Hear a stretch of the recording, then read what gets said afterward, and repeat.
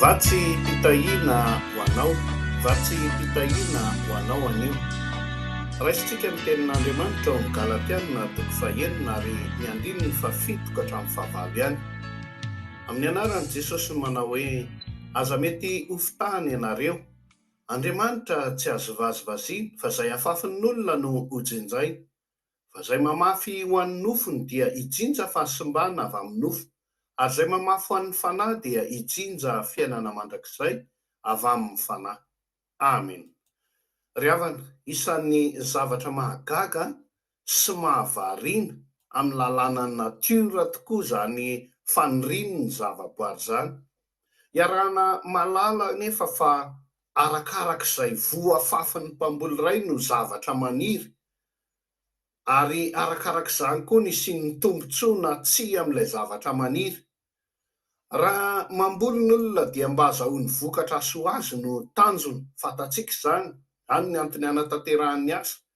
Maro anefa ny zava-maniry ambolena na indrindrindrindra moa raha maniriniry ho azy eto sy eroa rahantsika mahita fa tsy dia hita izay tena ilana azy, ary indraindray mangeja sy manaratsy ny tontolo misy azy fotsiny ara no fomba fahitana an'ireny, dia sahala amin'izany izay rehetrarehetra ataontsika ry havana sy heverin'ny saintsika isan'andro.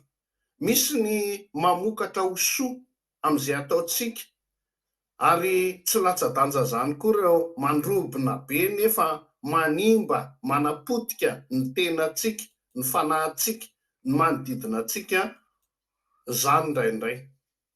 Mamafy fitiavana isika nefa misy fotoana mamafy koa teny mankarary ny hafa.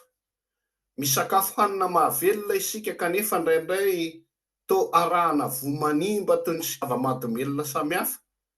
Mampanantena zavatra amin'olona ianao kanefa noho ny tsy fanatanteranao an'izany dia mety miteraka fahadisom-panantenana lalina amin'izay olona nampanantena anao izany, dia tonga tsy mahatoky anao intsony izy. Ry havana, mbola tsy tara izao.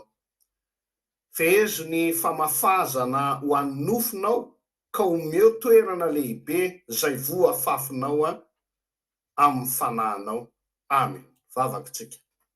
Ry Jesosy zokinay be fity, fantatray fa tonga tetỳ amin'izao tontolo izao ianao ary nafoy ny ainao mba ianao mihitsy no voana fafy hojinjaina izay rehetrarehetra mandray anao ka nahatonga famonjena sy fahavelomana mandrakizay.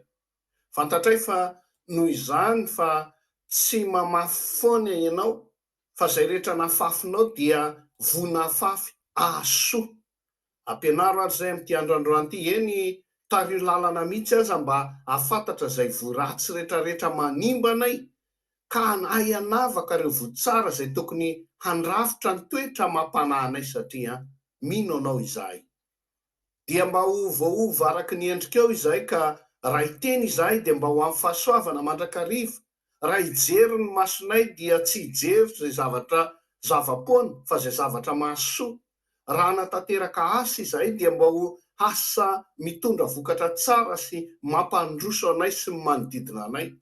Fantatro fa mampianatra anay isan'andro ianao, ary mbola mpianatra anay ianao amin'ity androandroany ity, ary dia manaiky ho mpianatra ao izay Jesosy voninahitra ny edy anao irery ihany. Amen.